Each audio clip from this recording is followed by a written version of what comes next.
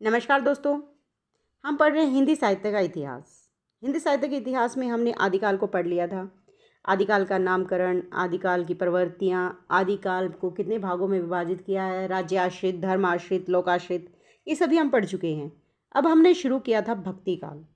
भक्ति काल की समय सीमा क्या है, भक्ति काल के उदय के क्या कारण हैं, भक्ति काल का प्रारंभ किस दिशा में सबसे पहले हुआ था, विद्वानों में क्या मतभेद है, ये सभी हम अपनी पिछली वीडियो में पढ़ चुके हैं। यदि आपने वो वीडियो देख ली है तो ठीक है, अगर आपने वीडियो नहीं देखी है तो डिस्क्रिप्शन बॉक्स में आपको उसका लिंक दे दिया जाएगा, आप वहाँ से उसे देख सकते हैं। दोस्तों, आज का हमारा जो विषय है वो बहुत ही महत्वपूर्ण विषय है। भक्ति काल को स्वर्ण काल क्यों कहा जाता है? ये एक ऐसा विषय है जो शुरू से लेके आखिर तक सभी प्रतियोगिता परीक्षाओं में पूछा जाता है। भक्ति काल को सबसे पहले स्वर्ण काल किसने कहा था? जॉर्ज ग्रियर्सन ने।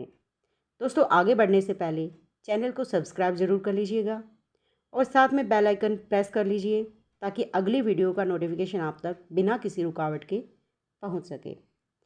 जॉर्ज ग्रियर्सन ने भक्ति काल को स्वर्ण काल कहा था। भक्ति काल को स्वर्ण काल क्यों कहा गया है, इसके कई पॉइंट हैं। जैसे देखिए, सबसे पहले जो भक्ति काल का विषय था वो सर्वश्रेष्ठ था। पहले और बाद के कवियों की तुलना में, रचनाओं की तुलना में इस काल के कवियों का जो विषय उन्होंने चुना था वो सर्वश्रेष्ठ था। सबसे पहले उनका विषय क्या था? समाज। समाज की मान्यताओं, कुरीतियों को, बाह्य आडंबरों का विरोध इस काल में किया गया था। कबीरदास जी ने तो खुद ही कहा है, जाति पाति पूछे नहीं कोई, कभी हरि को भजे सो हरि को होई। एक पॉइंट जो सबसे पहला है वो ये है कि इस काल के कवियों का जो विषय था वो सर्वश्रेष्ठ था, इसीलिए इसे स्वर्णयुग कहा जाता है। दूसरा है कि इस काल के जो काव्यकार थे वो महानतम थे। इस काल में महानतम काव्यकारों का जन्म हुआ था, जैसे कबीर, सूरदास, तुलसीदास, जायसी आदि का जन्म काल यही था। तीसरा पॉइंट जो था वो था सामाजिक समरसता की दृष्टि से भी ये काव्य काल जो है वो बहुत महत्वपूर्ण है। इस काल में कवियों ने सभी जातियों को से ऊपर उठकर एक होने की सलाह दी थी। कबीरदास तो खुद कहते थे कि कोई जाति पाति नहीं होती, सब एक ही ईश्वर की संतान है, ना कोई मुसलमान है ना कोई हिंदू है, सिर्फ एक मनुष्य है इंसान। समरसता जो है इस काल की प्रमुख विशेषता थी, इसी कारण इसे स्वर्णयुग कहा जाता है। अगला जो पॉइंट है वो देखिए, लोकप्रियता की दृष्टि से भी ये काल महत्वपूर्ण है। इस काल की जो रचनाएं थी उनके विषय में गहराई थी, व्यापकता थी, ऊपरी दिखावा उनमें नहीं था। समाज की गहरी जो जड़ें थी, कुरीतियाँ, उन पर आक्रमण किया गया था कबीरदास जैसे कवियों द्वारा, जो एक बहुत बड़ी बात थी। लोकप्रियता की दृष्टि से जो ये साहित्य था, जैसे रामचरितमानस, सूरसागर, बीजक, पद्मावत, जितनी लोकप्रियता इन रचनाओं को मिली थी उतनी लोकप्रियता आज तक किसी रचना को नहीं मिली है। अगला जो था वो था समन्वयवादी दृष्टिकोण। समन्वयवादी दृष्टिकोण का सबसे अच्छा उदाहरण है तुलसीदास का रामचरितमानस, जिसमें सभी एक दूसरे से विपरीत जो चीज़ें थी उनमें समन्वय दिखाया गया है। अगला जो पॉइंट था कि अमर कृतियों का काल था ये क्या था? अमर कृतियों का काल। रामचरितमानस, सूरसागर, बीजक, पद्मावत जैसी कालजयी रचनाएं इस काल में रची गई थी।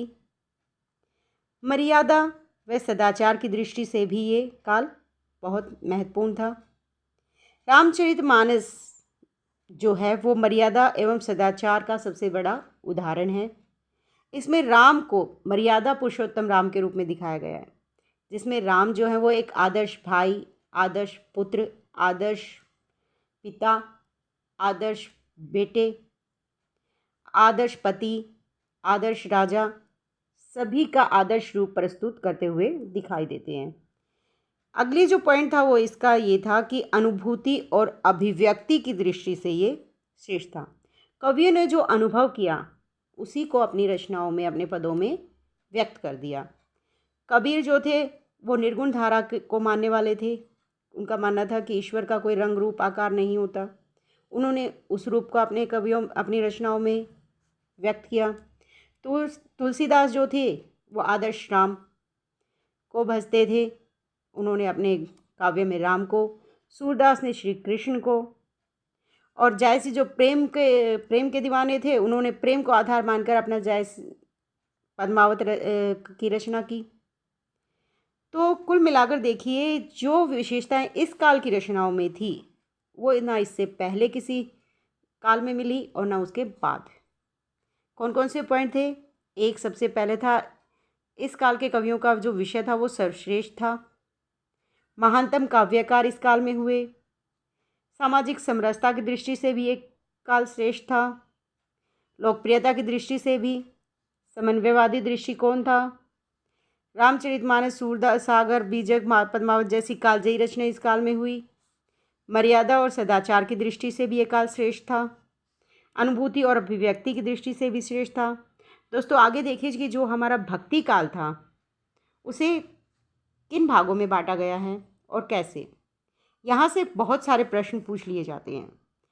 जैसे देखिए सबसे पहले भक्ति काल को दो भागों में बांटा गया, एक निर्गुण काव्य धारा और दूसरा सगुण धारा।